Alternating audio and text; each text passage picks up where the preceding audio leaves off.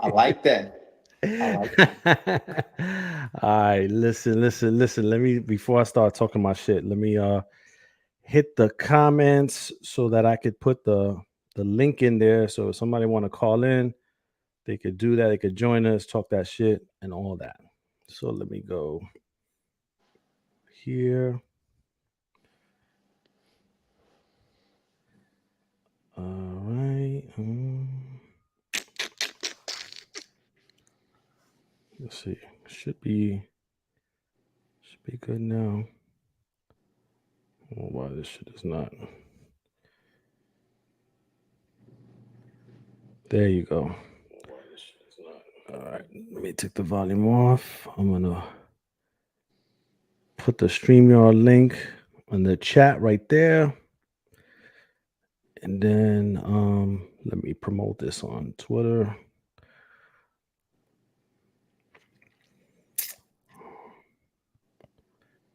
Here we go.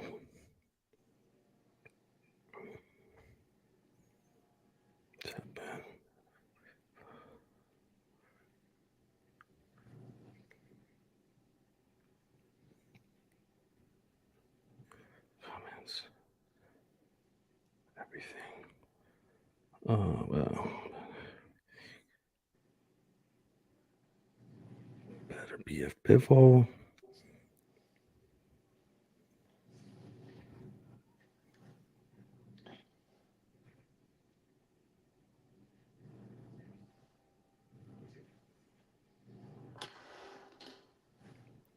And more. All right. Zach, what's the deal? Talk to me, man. What's New York City sounding like right now? The weather's looking good. It's starting to get a little cooler now, but Mm. everybody's gonna start crying soon. Watch, they'll see. All right, man. Let me see. Let me just send this to a few other folks so they could jump It's in. Friday, so if you're in traffic right now, make sure you tune in to the show. You feel me? And listen to some good stuff. You feel me? Yeah, no doubt. Let me see. Yeah, it's about hoodie season out there, huh? Yeah, I got my hoodie on right now. Mm. All right. Let's go. Ladies and gentlemen, thank you for tuning in to the Boxing Rush Hour show. I am your host, Abe Gonzalez, and my other host, Zachary Ochoa, professional fighter, as he says so eloquently in his title. Yes, sir. Anywhere between 135 and 40, holla Yep. at them. They can get Yes, sir. it. What's good, Zach? What's going on? What's shaking? What's I know we was talking about New York, man, but what's it sounding like? What's going on out there? Anything popping in the streets out there? Nothing really too crazy in the streets, just a lot of crazy stuff about the voting and all these elections and everybody, the little signs in Manhattan and all that stuff, and people arguing on the streets and probably on the train and shit like that. But it's gonna be another New York holidays, which is it's always good. You start smelling some good food cooking, getting ready for Halloween and then Thanksgiving and Christmas. So, it's just regular stuff in New York right now. It's just a little bit more crazy because people struggling out there. So, Yeah, no doubt, no doubt. All right, listen, we're definitely gonna talk about Artur Beterbiev versus Dmitry Bivol, give a breakdown, talk about the weigh-ins and all that. We're gonna wait until some more folks tap in here. But before we go into that, I want to get into a little bit of some news. Javante Tank Davis versus Lamont Roach was officially announced by Javante's social media account, which is usually the first thing that happens when a tank fight gets announced. So Lamont Roach was given permission by the WBA to move up to 135 because he's a title holder there at 130 and to take the tank fight. Now it's going to be in Houston, Texas at the Toyota Center, December 14th. Thoughts on the fight on Lamont Roach moving up to take this fight against Tank? And do you think that whether Tank wins or not, he's probably not going to get the credit that he may be looking for, or will he? I'm more focused on the venue. My thing is, man, why is this not saying it's not a bad venue, but why is this not in New York City or Baltimore or somewhere else around or that or area? DC or DC. Exactly. So if it's like I don't understand the reason why they chose that, but it can be anything because of fees and all that type of stuff. But of course, it's gonna be most likely a packed event. I'm not sure if it'll be sold out. You feel me? But it's gonna be packed. It's gonna be packed. Lamont Roach, he's gonna have to promote himself very well. In this fight, he's gonna have to talk back to Javante. He's gonna have to make this an exciting fight for people to want to see because a lot of people don't know him. You know, understand? And a lot of people want to see things that are interesting. Such as like Rolly talking all that stuff, and Edgar talking stuff to people that they say, oh, you don't deserve this fight. Well, when you don't deserve something, make it look watchable. Make it look advertising and appetizing for somebody to want to watch. Oh, he's talking all this shit. He ain't on his level, but let's see. We're gonna watch it. As far as Lamar Roach getting this opportunity with Javante Davis, shout out to him, bro. We came up in the pros together, Lamont Roach and everything, and so I want to give a big shout out to him because he's gonna make a great payday for him and his whole family and everything like that. And he's gotta put it on the line. He can't go out there respecting Javante and fighting all scared because you can be nervous. Every fighter's nervous, but there's a difference between nervous and scared. I want him to go out there and try his best to do his thing. Will Javante get credit for this fight? No, he's not going to get credit for this fight. Javante does not get credit for his most recent fights. And I think it's wrong, but my thing is the reason why Javante doesn't get credit is because they want him to fight this person. They want him to fight that person. But they don't realize what he does to people. I mean, I get this kid's moving up and everything, but there's different situations where he fought Frank Martin, freaking hungry, young, hungry lion, you know what I'm saying? And got him out of there. He fought Ryan Garcia, got him out of there. I don't care about the whole weight shit, whatever. It don't fucking matter. And then Ryan Garcia, whatever he did to Devin Haney on the steroid. Listen, you got to understand, even though he's fighting different guys, Javante Davis has been fighting almost undefeated guys for like in a row. That he's fighting Lamar Roach, who's lost to Jamel Herring and stuff like that. But hey, this is a fight that I guess they just wanted to make.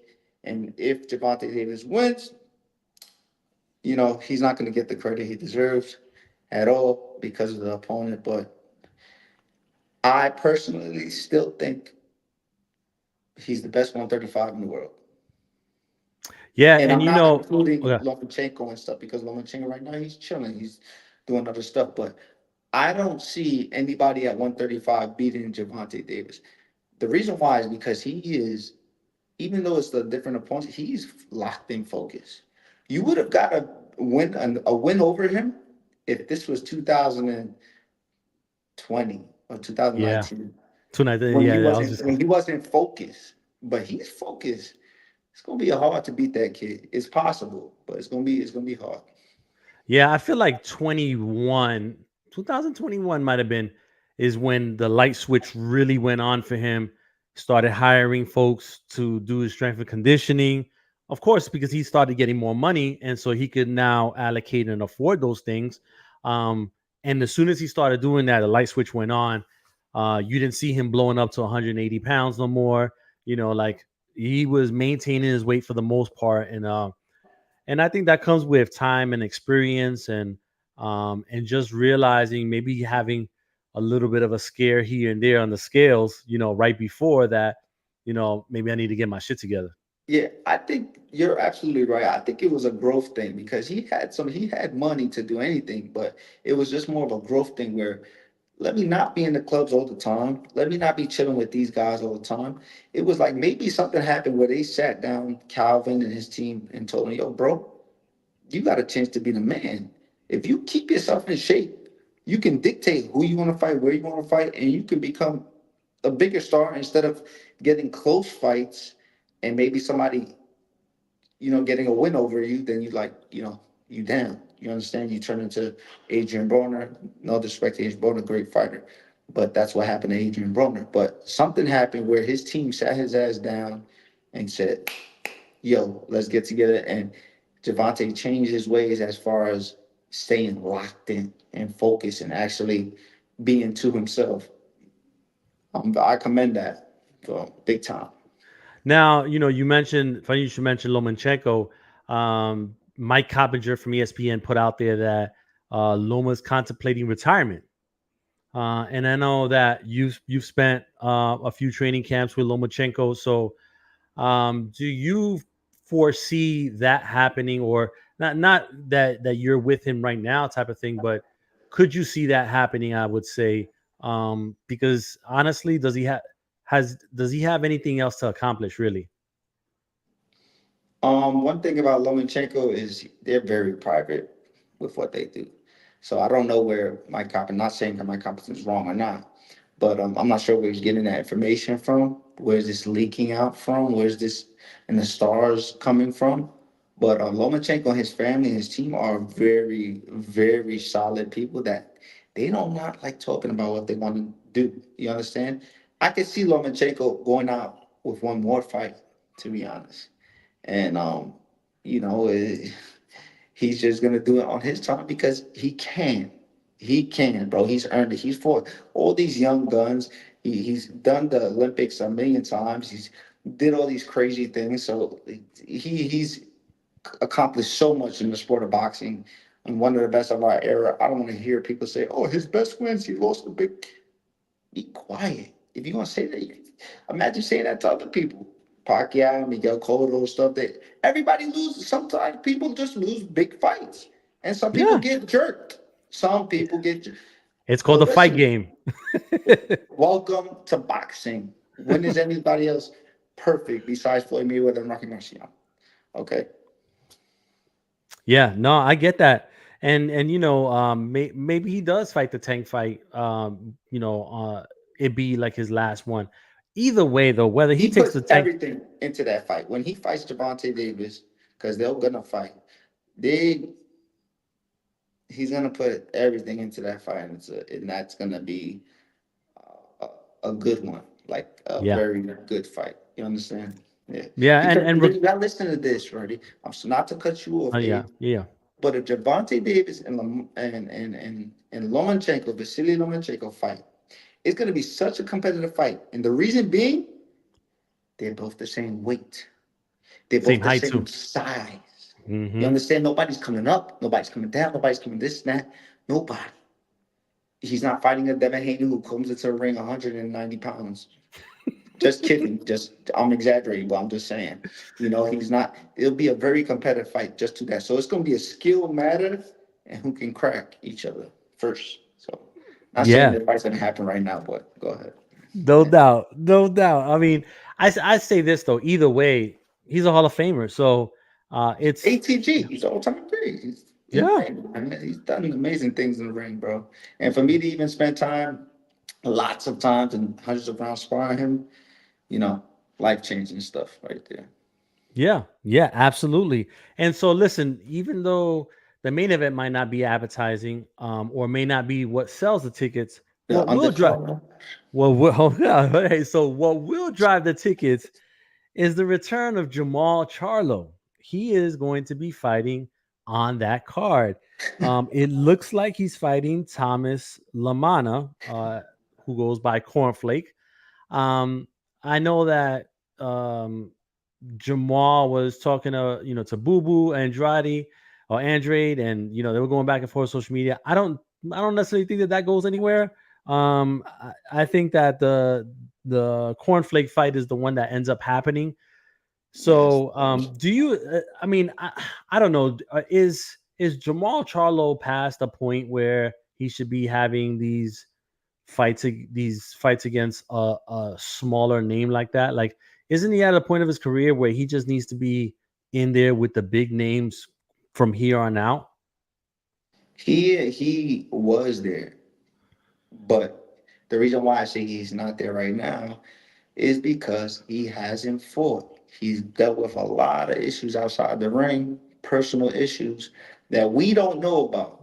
So everybody can't be making fun of Jamal Charlo. dissing him and saying all these negative things about him. You don't know what he's going through outside the ring. You understand? So yes, I think it's okay for him to take a fight like this. No disrespect to Thomas Lamona, every fighter is a fighter. Take Lamona out 3 rounds, 4 rounds, whatever, how long you ever take. Better not be more than six. And then move on to a big name. He's not fighting Demetrius Andrade his first fight. He's got to come. He's got to get a tune-up fight. Very important. He's got to get a tune-up fight. But he It's can't not wait. like He can't wait another 12 months though. After that though, like if he fights in no. December, he got to I come back in highly the doubt that. If spring, he go man. back, he's spoiling himself. You understand? Spence is a different animal. Spence is different. He And we're gonna talk about didn't have. Spence. Hold that thought. We're gonna talk about Go Spence in a ahead. Go second. ahead. Yeah. We're gonna talk about Spence. I apologize. Go ahead. Um, but yeah, Jamal Charlo. I mean, let's see what happens. But one of the other fights that was listed on there that is being reported is gonna be on there. Stephen Fulton Jr. versus Brandon Figueroa Part 2. Do you think First they're of all, making it? Do you think they're really gonna make yeah. My Carpenter from ESPN, I think he put that out there in the story. big, big fight? That's a big fight. Big Brandon fight. Figueroa hasn't been that active, but They listen, putting it all on the line now. listen, Fulton Jr., Brandon Figueroa. If you missed the first time, the first fight, Watch man, it. You gotta go watch watch that. There's these guys. It was all action. it. It It was was a split decision that probably could have gone close. either way. I would have been okay with a draw too. A draw. It could have been a draw. I could see that too. But a great fight, and one that they were. I think they were trying to hold off on making at 126 at one point. But listen, I think we're at a stage where Fulton and Figueroa kind of been inactive here and there. 126 is kind of wide open. Figueroa has, I think, an interim belt. So the time is now if it's going to be ever. Great fight. Do you see this fight being any different than the first one, even though both Oh, guys have been kind of inactive? oh man. And that's the reason why I don't think it's gonna be super different because they're both on the same level of inactivity. So it's gonna be they're gonna. But what can I say? The difference is, um, there's a war when two guys are at that elite are at their prime and they went to war. Then there's two guys that are at their, a little past their prime. And not saying these guys are past their prime because they're not. It's not even close. And then they still go to war, have a great fight, but it wasn't just 1,000 punches. This time it was more like maybe 5, 8, and maybe it might be that type of thing. You understand? So this is gonna be good because they're both gonna watch tape. But I think, to be honest, who wins this fight is the person who's been in the gym off season. The person who has not been in the gym more than the other person loses. I can guarantee. I'll bet whatever the fuck money. I can guarantee. Yeah, Bet. and that's the thing. Like, even though Figueroa hasn't been in the gym, I mean, hasn't fought, he comes off as a guy, and I have to believe this, that doesn't stop going because of how much of a high work rate he has. Like, you can't turn on and turn that Oh, off. Like, yes, you you know, can. Yes, the reason why I disagree was because his okay. brother was like that, and his brother Omar would would just he wouldn't go to the gym, and not saying I don't know their life, but he wouldn't go to the gym, and he'll get big and fat and all that. But guess what? He'll start rumbling. That fat dude on the block that he just got out of jail. He hasn't been playing handball in a minute. He just went to the handball court and started dusting everybody. You feel me? So the work rate is different, man. But can you keep it up though? Can Yeah, you but keep? that's what I'm saying But though. Brandon Like, Figueroa's physique is not as his brother's either. So he might have more of a fast metabolism as well. So he might yeah, be in the gym more. yeah, Seriously, he and might. his And I his think so. sister his sister or their sister is like a their strength and conditioning coach or whatever, and she's like super fit as well. So she nearly broke the internet on that weigh-in ceremony, but that's neither here nor there. Um, His it's gonna be sister. a shout out Oh to his yeah, sister. his sister. Oh, I forgot about um, it.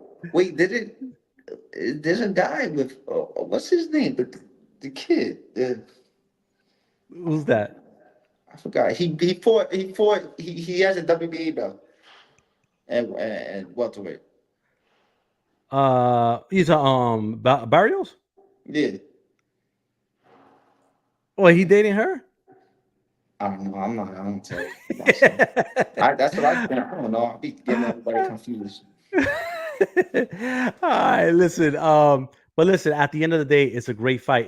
If you're not interested in the Tank Roach fight for whatever reason, the Fulton Brandon Figueroa too is got your attention. I have to believe that. Can I just say something to everybody that's not interested in the Tank and Lamont Roach fight? I'm gonna tell you guys something.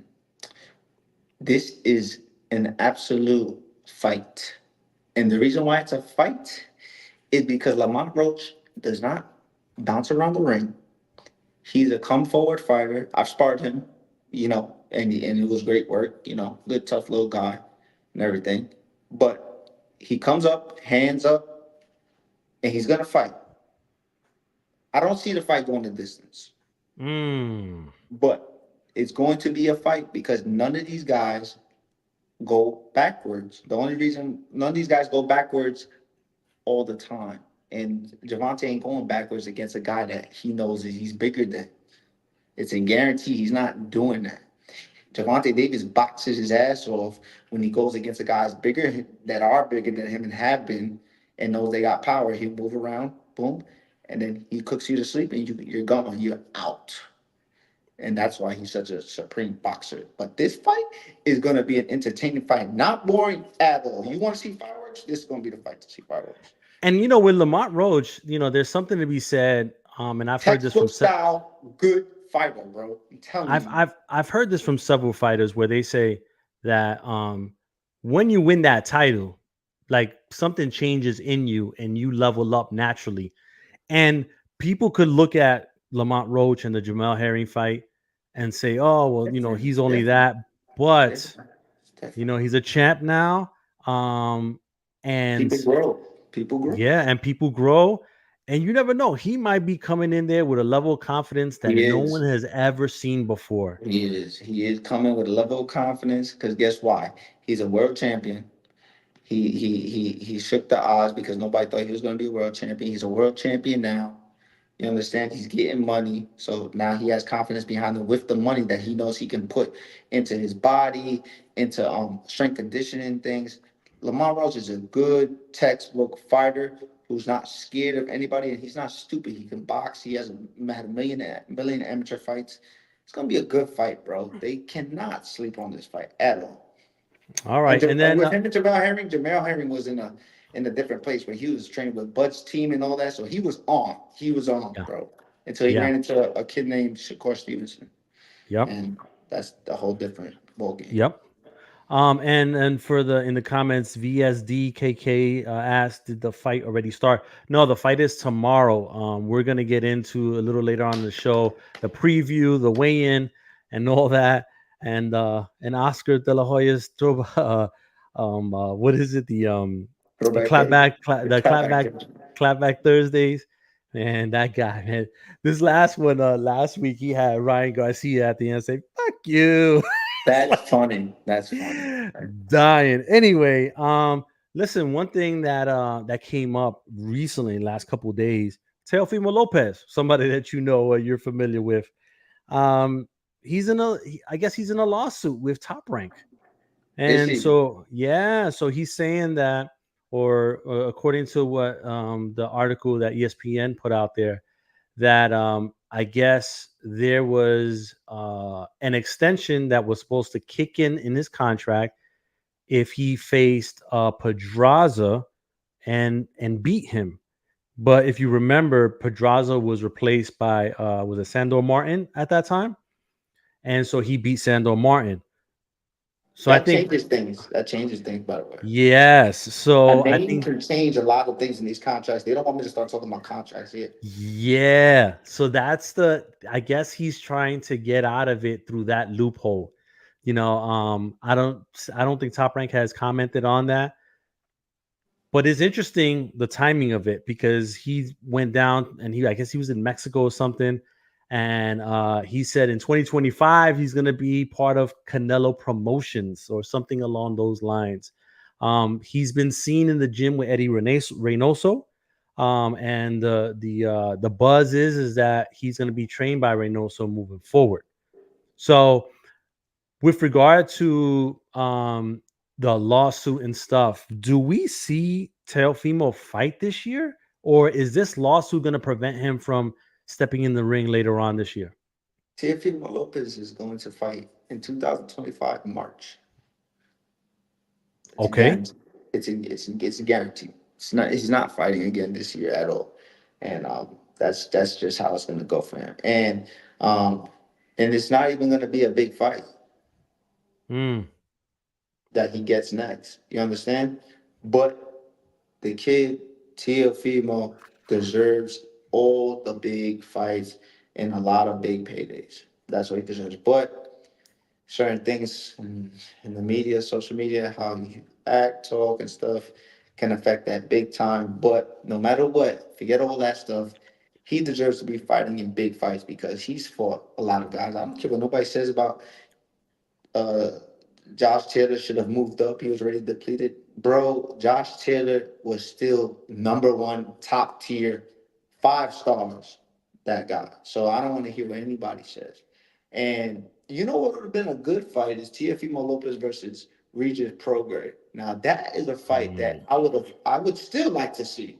That would be a fight. That would be a good fight. So I don't Even know, if they bro. do that, even if they do that when I had a catch weight, like at 144 or something. Yeah, bro, that's a good fight, man. That's a real good fight, bro. Hey, promote. That's a good. That's a. They haven't mentioned that. But let me circle back to what you said though. You're saying Teofimo Lopez will be back in the ring March 2025. I believe so. Um, you believe so, and you say that with a smile on your face. So we I all, just no. I just know boxing. You know what I'm saying? But he's not fighting again this year. Which I mean, I wish he was. You know, because I like watching Teofimo fight, man. Good fighter, man. But I believe he fights next year around March, and I hope he gets a big fight. But I'm not sure, and I don't think it'll be. A lot of these contracts, man, they can hold a lot of things up, or you know, the fighters also have to obey contracts. So see what yeah, happens. yeah, it goes both ways. And Yes. listen, as soon as you start talking about contract and lawsuits and staying out of the ring, I start getting like Andre Ward lawsuit vibes and Mikey Garcia vibes, and all these guys they had an extended amount of time outside of the ring because of lawsuits. And I just don't think I think boxing is in a good place when you got Teofimo Lopez fighting. Plain and simple, he's one of those guys outside of the top tier guys, outside of Canelo and Tank. Like a Teofimo Lopez fight brings a certain level of attention and excitement, I think, to the boxing world when it does happen, Yeah, and when he's fighting the right opponent, and when he's fighting the right he opponent. Because has when to he, fight the right opponent. He yeah, has to. It's the yeah. only way. Yeah.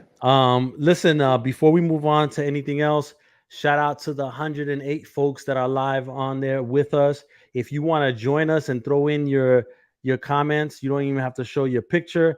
The link is on the YouTube comments. Just click on there, and you can tap in with us and cook if you want. You know what I mean? So, all right, David Benavidez versus David Morrell. That was announced for early 2025. I was told, even though ESPN put out there as likely to land January 25th, I think, I was told to just keep it at early 2025 because, they haven't agreed on the date and location yet. And that's still kind of like a moving target. One thing that I did break was that Jose Venezuela, Rayo, is going to be fighting Pitbull, Isaac Pitbull Cruz, part 2 on that card, and that's what it looks like is going to be Great um, talk. on early 2025. So PBC's starting to put these cards together because hey, the aside from the main event, we want to see some good, solid undercards. And it doesn't have to Absolutely. be, names that are blown away, but just names that are going to provide entertainment value. And Venezuela versus Pitbull 2 does that. But let's talk about Benavidez and Morel. Oh man. Yeah, I can't believe it. when I heard this, like I was smiling ear to ear because this is the fight that's happening at the right time. We talked It's about not this a show it's ago. not yeah, it's not happening early and it's not happening late. It's happening right on time. Thoughts on the matchup, Zach? Talk to me. Cook with us. Yo, listen, this is fucking crazy. This fight is fucking crazy. It's at the perfect time. Just like you said, we talked about this fight 2 shows ago, I think, or a show ago, 2 shows. It doesn't matter. We talked about this fight. You know what I'm saying? And for Morel, of course, he wants to fight everybody. Morel, and David Benavidez at this young age fighting each other. They're both in their primes. Obviously, David Benavidez has a lot more experience than Morel and has fought a lot of more top guys. But still, Morel's hungry. And he's got a lot of experience too, not that level, but a lot of experience too. This is going to be a real tough fight for both these guys. The reason why David Benavidez is a relentless animal. He throws the good punches and combinations. He's a very smart boxer, and he uses his height and size very well. Morel, he's such a happy, violent fighter because he dances while he's training and all that. He's so smooth with it. He's a very smart, technical smart, and he's hitting you with bombs. He's setting you up to hit you with fucking bombs. This fight, I could see going the distance, 12 rounds, a couple of drops. Somebody's getting dropped a couple of times. I'm telling you right now. And if there is a TKO, it's a TKO late stoppage because these guys are both coming to shape, and man, it's gonna be good, bro. I'm And excited for let me this. ask you this: do you see potentially that either one of them or both get dropped maybe That's at different points of the fight? absolutely, absolutely. I could see a flash knockdown happening on David Benavidez and him getting his ass up, and in 2 rounds, him hurting Morel and fucking dropping him with accumulation of punches. Hell, fucking yeah. And then they get up and they keep fighting till 12th round. Bro, it's gonna be a good fight. I'm excited for it. I wish it was tomorrow. Yeah, man. Love that fight, man. Shout out to them for making it happen. The Because other I know card, that for the undercard, Ryo versus Pitbull 2, I love that fight. Love the first great. one. I think that it might have gotten lost in the The whole thing sauce. with Crawford and Madrimov and all that. But I think the second one's gonna be a great fight, just like the first one. Because let me tell you, late in that one, Pitbull caught Valenzuela a few times and he hurt him like really bad, but Valenzuela was able to be shifty in there, grab on and do those things. Yeah, But he was he hurt. did that. He was hurt. He was hurt. And so I think that there's because he found himself getting wrapped up in the moment because he was like, oh shit, I'm about to win. And then kind of got wrapped up, and then Cruz like bing bang boom, and then it was like it was almost over for him. So and then that's when Robert Garcia was yelling at him in the corner, like, "What are you doing, bro? Like, relax. Yeah, yeah. You don't gotta do all that. You know what I mean?" And so, thoughts on this rematch, man? And is it that is it good that they're doing this, or would you have preferred to see Ryo fight Tank next? Man, I would prefer the Ryder to fight Tank next, so my boy Ryder could get paid a big ass payday. But guess what? This fight with Pitbull Cruz next is going to be vicious and hard. You know why?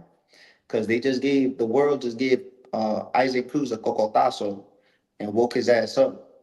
As in, because I think Isaac Cruz thought he was above everybody, not shaking hands and all, head up in the stars because he did well with Javante. But guess what?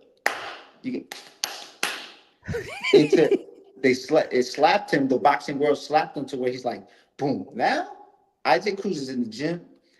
He's probably fucking eating rocks in his sandwiches. He's doing anything he got to do. He's gonna be coming strong and hard against fucking Venezuela. This is a guarantee. Now, Ryo, what he has to do is come even in more shape and better shape because guess what? This is going to be a fucking hard rematch for him because Pitbull Cruz knows if he loses, his name goes down. Yeah. Ryo, I'm not saying he'll lose, But if he loses, his name doesn't go down like that because he just still stays in that same spot where he can get another good fight and everything like that. But Pit Bruce, he was so high up, now he's going down. You understand? Hmm. But this is gonna be a good fight. But they have to. Pitbull Cruz is training real hard. Is going to be training hard if he's not already, bro. And I agree with you when you said that because I felt like Pitbull Cruz was feeling himself a little bit too much in the last like 12 months or so. Like, he was saying stuff about, oh, like if, and this was before the Haney fight, like if Ryan Garcia wants to fight, he needs to call me and offer me something. And like he was pumping his chest a little bit. And I was like, dude, you had But one that's not fight. his style. That's not his style. I That's not know, him.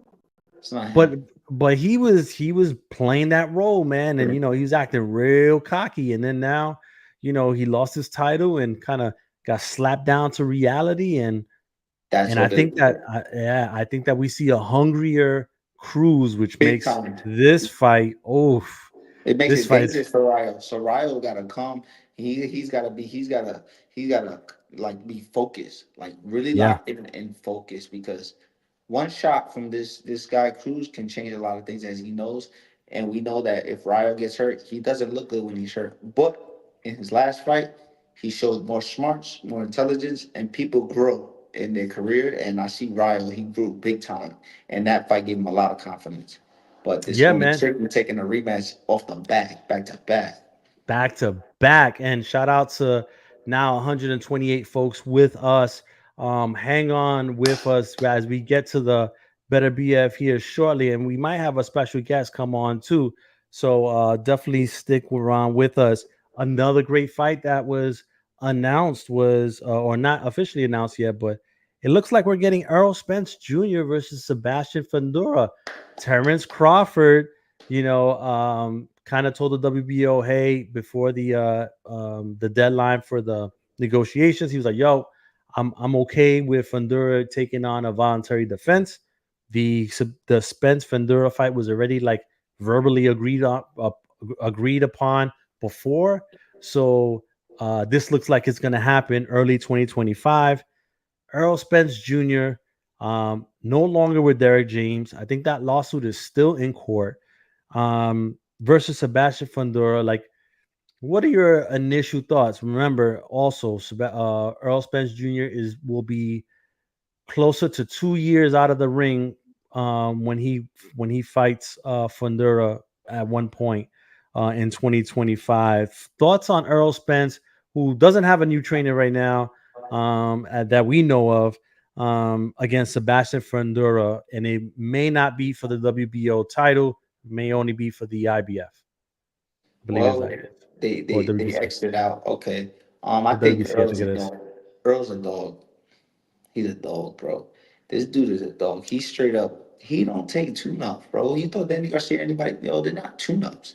Earl Spence goes straight into the fucking fire, into the flames, against a 7 foot welterweight, against a 7 foot welterweight like Yao Ming that's throwing 1,000 punches like Brandon Figueroa that trains with his sister every day because his sister's a fighter too, and their father they're in the fucking gym. These people they're keeping themselves active. That's why. That's They literally live in the gym. yeah. That's why. Yeah, yeah, and that's why Sebastian got that decision over Tim Yeah. Tszyu. But Earl. He's a dog, man. We gotta give him his flowers. I don't care what it is, we got to. But it's gonna be interesting.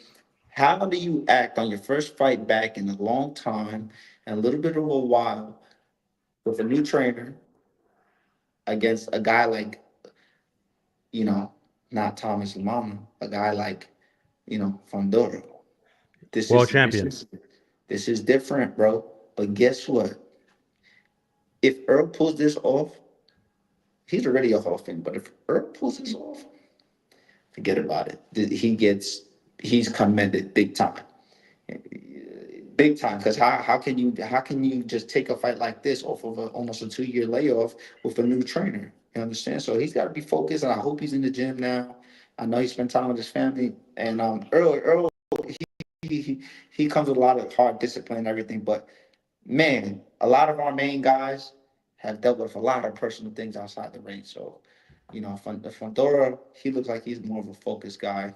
And if he does pull up for a win off of Earl, that's a great win for him.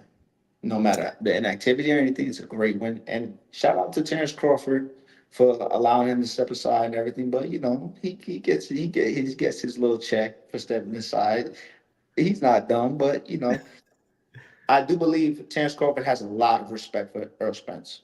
Seriously, I believe he seriously has a lot of respect for Earl Spence, and he just wants to sit back and see what's gonna happen. Let me see what this. Hmm.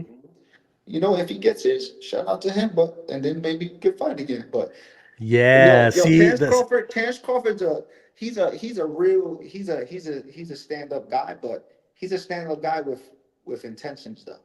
yeah, he plays chess because think about this. There could potentially be a scenario, and this is not far fetched, that him and Spence fight for the undisputed title at 154 somewhere down the road. Crazy. That would be Crazy. I wild, can't wait to right? see how Earl looks. Listen, I'm gonna tell you, Yeah. Earl Spence used to fight at 154 pounds. Mm, He did. He's fought a couple mm, times at 154 pounds, man. mm. Same thing as Keith Thurman. He's fought at 154 pounds too in the beginning of his career, and then these guys go down. You understand? That's how it goes. You know. Let Um, me ask you this.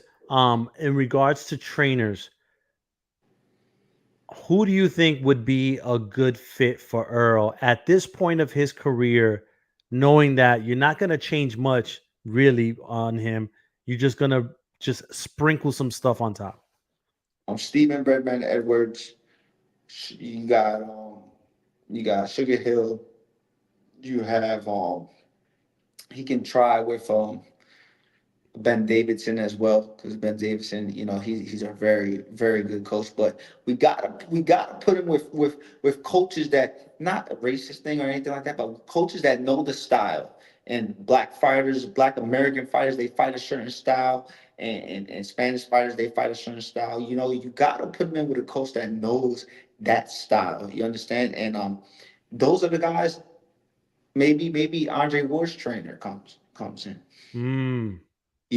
Andre Ward's coach, great coach, one of the best out there. Who knows? Or maybe he just throws in a Juan Guzman and for that trains with Jamel Charlo, and then you see something different. You understand? So who knows? Let me ask you this. Given Spence's style, where he's, you know, really aggressive, kind of come forward, but also works off the jab, um, wouldn't Robert Garcia potentially be an option? I mean, think about the work that he can get in that gym because he has some of the top sparring in all of boxing. An Earl Spence Jr. with Robert Garcia, but only if Spence goes to Southern California and has his camp there. Hmm. I don't know why I just don't see that happening there. I No. don't. I just don't. It just doesn't match Earl. It just doesn't match with him. I don't know. I don't see that, man. Virtual Hunter, I see stuff like that. Go get Calvin, Steel Tank's team, Mm. Steel Tank's team. And of course Tank can do it. You know what I'm saying? Let them rock it. A lot of good trainers out there. A lot of great. And we're gonna get off this and we're gonna realize we forgot to name a whole bunch of trainers and everything like that. But a lot of good trainers. But Stephen Berman Edwards, he's the top guy. He's not the guy that's for no reason. He's doing boom, boom, boom, boom, and everything in the gym is done perfectly. So there's a lot of trainers, man, that are out there. But also his peers. Who are his peers? His closest people training with too. Never know. Yeah. Yeah. Okay. All right. And then listen, we're gonna get into Artur Beterbiev versus Dmitry Bivol now. I just want to mention real quick that we have some cards in Japan on Sunday early morning and Monday early morning. We have, let me see, I'm gonna put it up here now, which are some really good fights. There's like 7 title fights in the lower weight classes. So for the hardcores, there's boxing out there. Yes. So on Monday morning, ESPN Plus is going to be Junto Nakatani, who's the WBC bantamweight champ. He's fighting against Pech Sor Chip Patatana, who's a 76-1 He's a with tough guy, bro. He's a tough 53, guy, bro. He's a veteran, 53 bro. KOs. Yeah, and then so Junto is, if he's successful, they're talking about maybe putting him on the co-main of Inoue, and then eventually doing Inoue versus Junto Nakatani somewhere in a large stadium. And then, but Sunday, speaking of Inoue, his brother Takuma Inoue is going to be defending his WBA bantamweight title against Seiya uh, Sutsumi. Uh, they're talking about maybe Takuma Inoue versus Junto Nakatani first, and then his brother. But we'll see. But Oh shit, yeah, I've heard that. there's back to back, so it's gonna be like Sunday morning, at 4 in the morning Eastern, 1 in the morning Pacific, with the main event like around 6:30 a.m. and that's gonna be Sunday and Monday. And his So brother and him will fight on the same card. Potentially, because Bob Arum said that he wants to do a card in Vegas, like a Japanese boxing celebration type card in Vegas, like in the spring. So that can definitely happen. They And if it gotta give doesn't, big money. They have to you can't. yeah, and You're not gonna bring Inoue here without giving huge. I'm talking about huge money. yeah, because he's making in Japan, he's making like $6-7 million a fight, and so it's going to be hard to pay somebody that money here when you're in the lower weight classes, right? And so it has to be big, and it probably Yes, has to be Vegas. The only other place that I could see it is Los Angeles, right? And and you have but like, you're right. um, Vegas is the perfect place. yeah, you got Because a the lot of Japanese they go down there and they like to gamble and everything like that. These people, businessmen and everything. yeah. So Vegas is the perfect place. You're right about that, Abe. You're right. Yeah. And they may be, talking about a stadium type situation. So it just really depends. But those fights are on Sunday and Monday. All right, let's get into Artur Beterbiev versus Dmitry Bivol for the undisputed light heavyweight title. And shout out to the 150 folks that are online with us right now. Let's talk about the weigh-in first. Both guys came in under the 175-pound limit. They both looked in tremendous shape. You ready? My initial observation though is better BF, the bigger guy. Looked like he had a little bit of a tougher time making that weight. Kept his eyes really, really down. Kept it short. Um, Man, you weigh in. They both came in shape. What are your initial thoughts on? Because Bivol, he could even make 168 if he wanted to. As his strength and conditioning coach, Taylor Ramsdale, had told me, at a few different points. When you hear those weights, you see them on the scale. What is your initial reaction for both of these guys? First of all, this is one of the best fights right now. This fight is ridiculous. Whoever wins this fight needs to be on a pound for pound list. I don't fucking care. Um, I see a red flag with Beterbiev, and only red flag I see, he is very antsy. He's very antsy in fight week. He's talking out of kind. You understand? He doesn't usually talk at all. He's doing certain things that he doesn't do. Maybe he's nerves are okay, but maybe it's a lot, right now. He's just wants to get in the ring. And a guy like that goes into the ring with a person like Bivol, who's a fucking punching machine on skates. He fucking can punch the bag better than most guys I've ever seen in this era. To be honest, the Bivol when he punches the puncher bag. So when you go in with a guy like that, that's that smart and punching so smooth, you're gonna have problems if you're too intense. He's got to calm, relax down, stay focused into that brute force mode that he's in, and not start talking and doing these things. You understand? Bivol has to be on point because if he gets cracked, we seen Joe Smith hit him.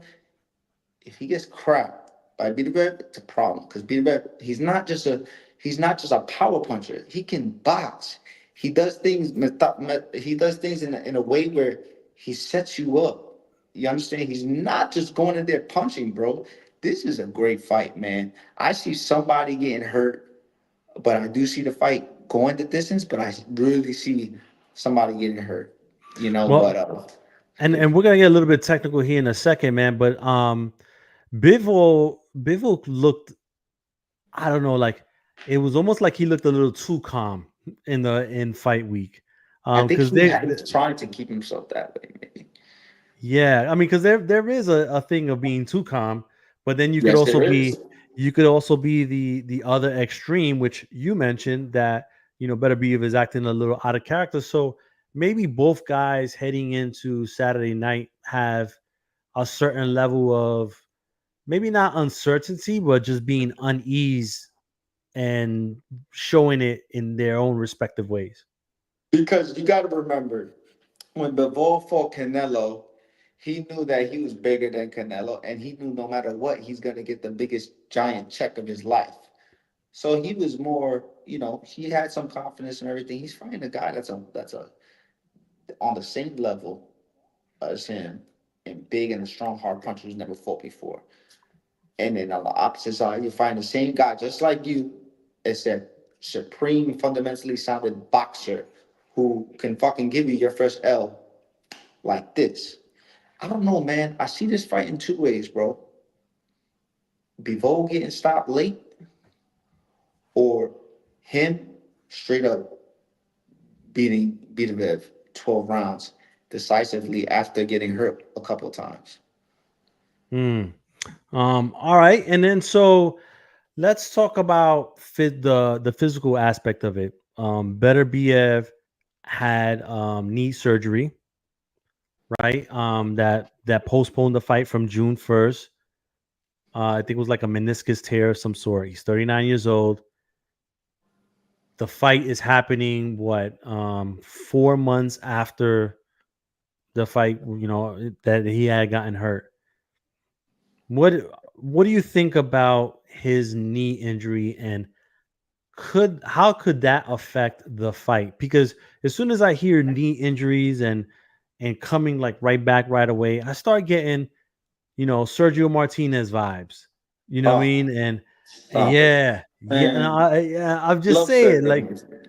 yeah, but he once he hurt his knee, like he just wasn't. And remember, Sergio was also an older guy too at the time. So, um, what do you make of his knee injury? And did he make this fight too soon because he was kind of like under the gun by, the Saudis to make this fight before the end of the year?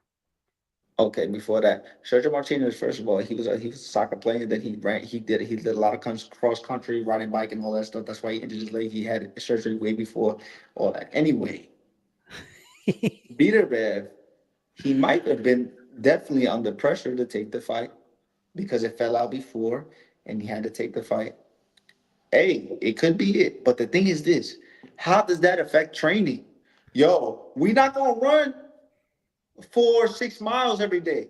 We gonna run 3 and do some jump rope, do some pool. This affects big time training camps when you coming off an injury. And him doing that, it can affect it can show in the fight.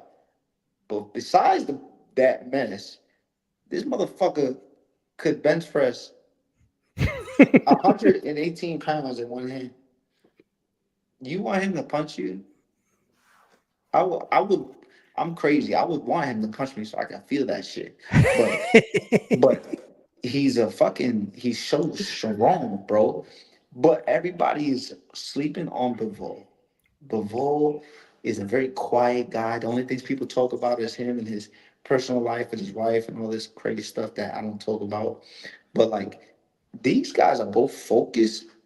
But to get back to what you were saying, but for Beterbiev to come off of this and go straight into it, he had to, man. This once in a lifetime type of thing where you can get a fight like this and become what is it? They're gonna be undisputed. This is Yep, for everything. And for like he everything. did come now, he's putting it all on the line. And guess what? You gotta give Beterbiev his credit. You have to, man.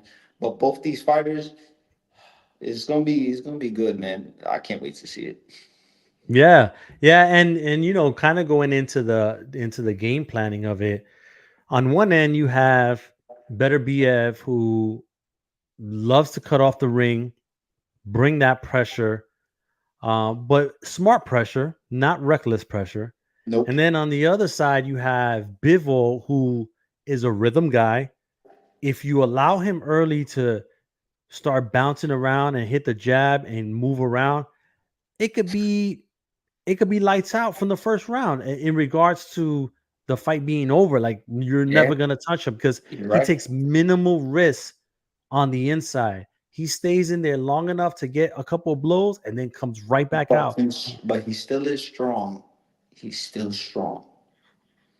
He's just Yeah. so So yeah. so if you're better BF, what do you try to find out how strong he is right off the cuff and then put the pressure on him, or like what do you do? You're a better BF. How do you approach and how do you attack Bivol?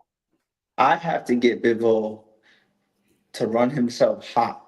And you think and get him to use much more energy that he wants to use, right? With your feet, slowly cutting off the ring, cornering him, but also using your jab. Punch the hip, punch his belly button, throw good jabs to the body. You know what I'm saying? Canelo could hit Bivol's arm for 20 years straight. Bivol's not gonna hear it. You know, feel it. You know why? Because Canelo's not his weight, bro. Beterbiev is his weight, and Bigger. he can punch. So anything that he can touch, cut off the ring, and as soon as Bivol tries to punch, punch in between the shot because Bivol's so fast. You understand? I'm telling you, it's on and on Bivol's side, he's Yeah, like I you was just said, gonna say on Bivol's side, what does the Bivol have to do? Because there's this guy is he's a bear, bro. Like he is a you bear. know, He is a bear. you don't shoot a bear with one arrow. Like you gotta shoot it with a Mishka, bunch. Mishka. Yeah. You know what I mean? That So, what do you do if you're Bivol, man? if I'm Bivol, I come out, I establish my jab immediately. I'm not overstepping with anything. If he's right here and I hit him with a jab I want to, I'm not going all the way over here to Puerto Rico. I'm gonna stay right here in Jamaica, move around, boom, boom, boom, boom, again, boom, boom, boom, boom. And then I want to watch Beterbiev reactions to certain things. I want to see if I see this. Well, maybe I can start pushing a little bit where I can start hurting him. Who knows? Oh, because Bivol is fighting Beterbiev doesn't mean he can't hurt him. He can hurt Beterbiev. He can hurt him. Anybody can be hurt in boxing. But you're messing with a guy, Beterbiev, who is, I believe, the second to Ernst Crawford, the second greatest finisher in the game right now. Mm, To right behind Terence Crawford, because Terence Crawford is the number one finisher in boxing. When he gets you hurt, it's game over. But Beterbiev, he's right behind him, and he's coming with with like bad intentions on his shots, man. So Bivol's got to be very smart, come in supreme shape, and take advantage of certain things you might have heard, the injury stuff. Take advantage of your mobility and all those type of things, but just be ready to get, just be ready to get hit, because you're gonna get fucking hit. Don't want to get hit, but be fucking ready for the worst. You yeah, understand? These people that transcribe all these people, they do drill everybody that if they do get hurt, they know what to do to grab and stuff. You have to be prepared for every. You can't be too confident where you say, I'm not gonna prepare for this because it's not happening for me. No, you have to, because anything can happen in boxing. yeah, and I think Bivol learned from that Joe Smith Jr. fight because he got hurt in that fight, and then he was like, "Oh, I don't like the sound. I don't like how this feels," and he was real cautious after that. But Joe Smith Jr. he could crack, right? And so, Yes, he can. I but seen it. he got a little reckless with Beterbiev, and Beterbiev, put him away. I Um, was there. I was there. you, That was insane. That was insane. oh, I think that for Bivol also, you gotta test that knee of Better BF, right? Like test it to see if it is at 100%, or maybe if Better BF feels like it's at 100%, really push that notion and work it more than what he would want to, and then see if later in the fight it kind of gives out on him a little bit. You're right about that, which makes me bring up a point. When we're fighters, we're boxers, right? And everything we do in the gym, we won't be able to do that in a fight. So everything we do in the gym, we have to do it 1,000 times more and better, because when we go into the fight, it decreases. The reason why it decreases is because the stress, the the potential of losing, all these things on your mind. So anxiety, all these things affect you. So that's why a lot of guys, they don't get injured during the whole training camp, and during the fight they get injured. You know why? Stress levels, all these things, and it's just a lot for fighters. But not saying certain fighters actually they do better in the ring than they do in the gym. It is true. And some fighters they do like shit in the fight, but they do great in the gym. You understand? But both these guys, they're top fighters. That doesn't matter for them. What matters for them is who's going to show their work from the gym in the ring and experience, and who wants it more. That's what Yeah, matters. yeah, and I tell you, I would love to. I mean, we got about 158 folks in here. I would love to hear from some of the people that are on. Hold on, I'm getting. Do they have uh, any? Do okay? What about the common opponents that they've had? um, it'd be Joe Smith Jr. I would say. He knocked out. Beterbiev knocked him out. Bivol went 12 rounds. I mean, I don't know.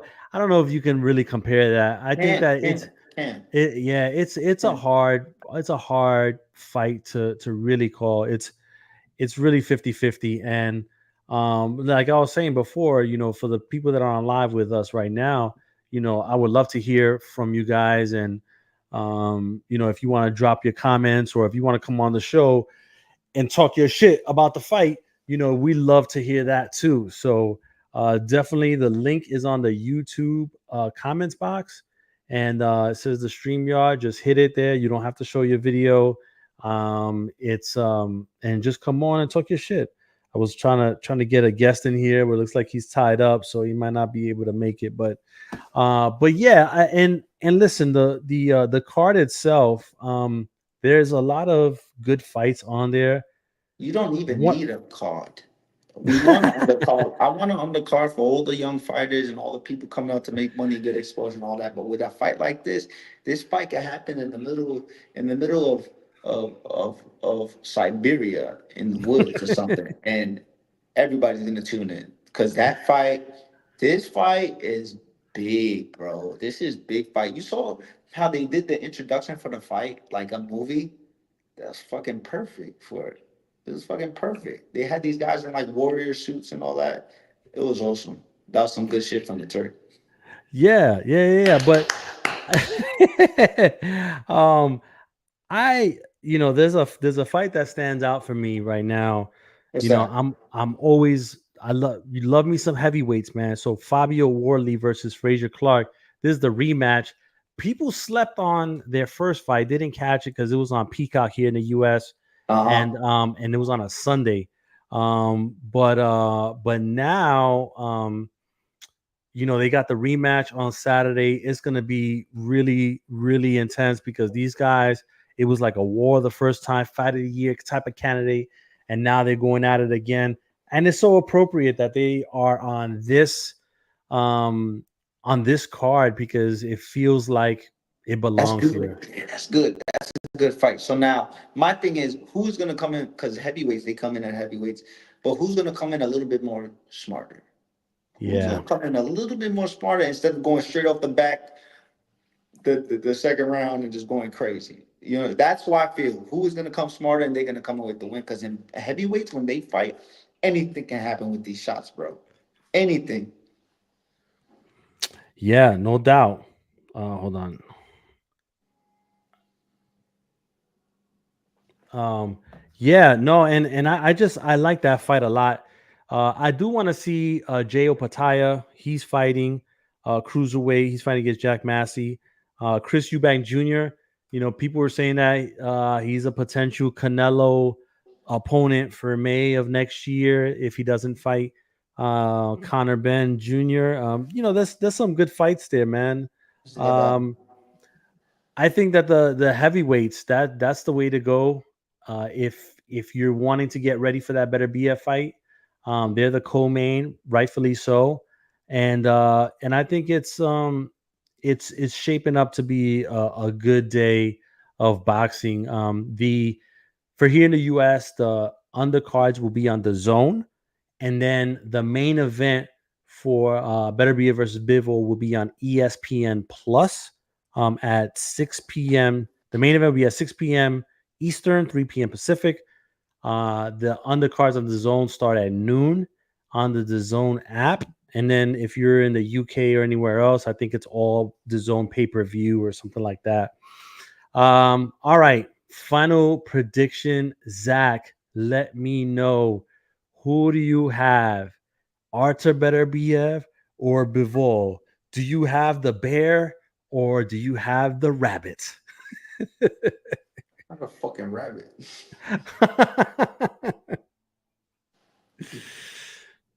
I got. I don't know why. I don't know why. I don't want to say. Ah man, I say whatever I fucking want. I see Beterbiev stopping Bivol, Woo. but something in my heart is telling me Bivol's gonna win the fight. I'm so serious. I vision Bivol getting his fucking glove rubbed on the. I see him getting his glove rubbed on the ref. But I also feel him winning the fight. I feel it, him winning the fight off of just perfect fundamentals, man. So that's what I'm gonna say.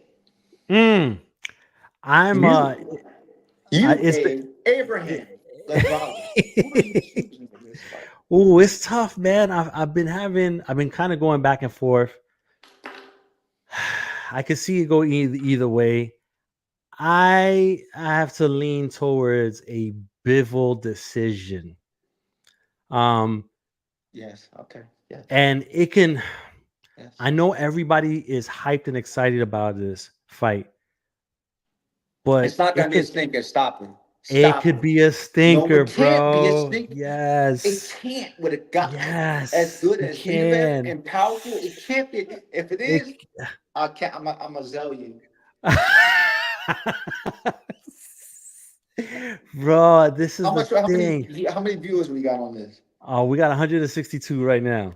Damn, $162, man. You know what I'm saying? Yo, this is the thing, because I can see if Bivol is able to establish his rhythm from round one, it might be over right after that. I know, but I just don't think Beterbiev is too elite for it to be a stinker.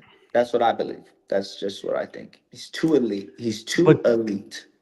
you know what? And you know what kind of made me lean towards that too as well. Teddy Atlas said something specific that kind of hit my thoughts a little bit. What did He he was say? What did he say?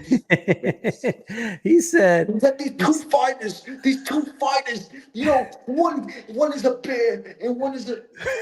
the firefighters put out the fire.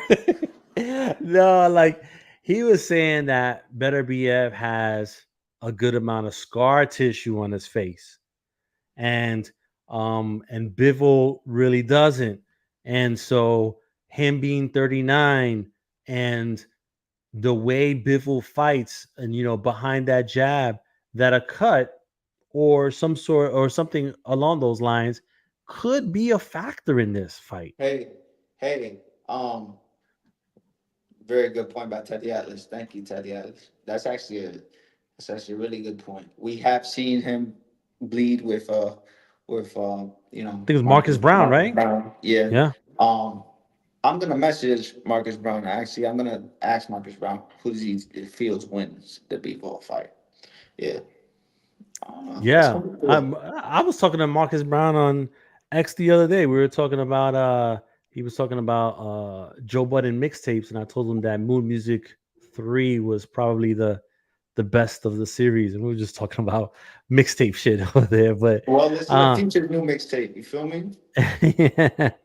yeah, so I'm taking Bivol by decision. That's what my heart says, but my Yeah, mind says I'm Beterbiev. taking Stop. Bivol. I'm taking Bivol by decision. I think that's even though the betting odds have dipped a little bit since Monday. It They're gonna went be even, bro. They're not gonna be crazy. yeah, it went from like 150 to like It's minus not a 150 crazy to like spread with these. With these one fights, it's not a crazy. 125. Yeah. Not crazy. Um, it dropped a little bit, so it's a really You pick gonna 'em get a fight. big money exchange if you get a draw. If you put it going for a draw, there's big Ye- money on that. I know that. Yes, yes. It's plus 1800 right now. Bivol by TKO KO is at plus 550. Yeah, By yeah. decision is at plus 125. Beterbiev by TKO KO is at plus 160, and by decision is at plus 650. And then straight up, That's not um, bad Bivol is the favorite at minus 125, and Beterbiev is the underdog at plus because 110. Bivol fought Canelo, and more people know Bivol than Beterbiev. That's the only reason why they. That is that. That's it. Yeah. Yeah. So, all right, listen, I think we're gonna wrap it up here. If there's no one else that's gonna be calling in, maybe we give them like another 2 minutes, see if anybody wants to call in. Hit the link on the YouTube comments box, and we'll get you in the show so you can give your prediction on who do you think is going to win today. I mean, Saturday.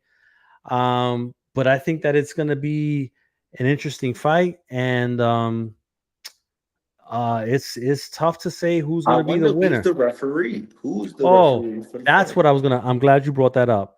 So the referee is Thomas Taylor. Now listen, I've Okay. got my own feelings about Thomas Taylor. He a dude from Cali, kind of smells his own stink a little bit, when he walks around, type of thing.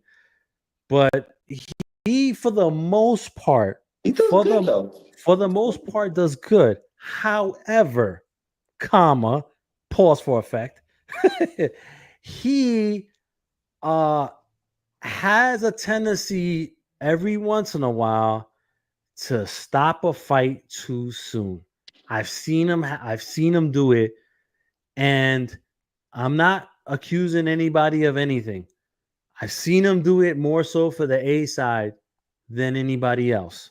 Okay. Um and I know, what was it? Steve Kim always says that judge and referee for tomorrow, not for today. Um, What's the old so referee that what there's a referee that he passed away though. Was it you talking about, Mills Lane? no Mark Artur, Artur, Not Manfredi. nah. He No. had the mustache and he would always slap the guys in the butt when they go to the corner sometimes. Short Not white guy. Not Joe Cortez, not No. I don't know. I don't know. He passed away and he would have been a good ref. You have also Steve Willis. Yeah, he would have been good. I just want to see him go. That would have been the fight to do The it. Turk That got would yo, have. his yo, forget that referee. Shout out to him, but yo, Turk, get to Steve Willis is gonna make the viewers even go more up because he's gonna be like this, and he's gonna let them rock to the death, bro. He don't give. He don't. uh Yep. Yep. But nah, I think it's just Thomas Taylor. Sometimes he makes it about him, and I feel like They hit me. this could be the fight where They he hit me. steps in too soon and calls a fight, and then it sparks some controversy. I don't know. I feel that about, because it's like this. Let me ask you this: What is why is the referee on the stage at the weigh-in? I don't know. Maybe to give to talk to the team about certain things and stuff like that. But you do that on fight night. You do that. I find that that's true. It could be for many reasons. You understand? But that's what I'm saying though. Like, you know, You don't once I see that too start, much. You don't see that. yeah, once I start seeing stuff like that, then I have to kind of like, ah, man, is this gonna be a situation where he calls a fight too soon and people are gonna be in an uproar and all that? You know what I mean? Unfortunately, Um, my brain tends to go in that direction when I see stuff like that. So I don't know. Maybe I hope that's not the case. nah, nah, it won't be. All right. Well, listen. It looks like nobody's gonna call in. So, for the 163 folks that are online with us right now, we appreciate it. Thank you, If you, God.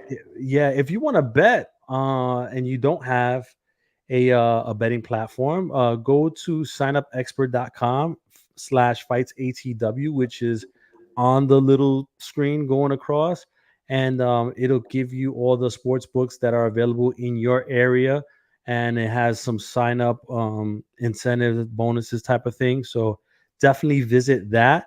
Fightsatw.com is my website. I have writers from all over the world contributing. You'll find all types of boxing news, wrestling news, and movie reviews, and anything else in there. So definitely check that out. Shout outs to Zach Ochoa there, always coming through big time.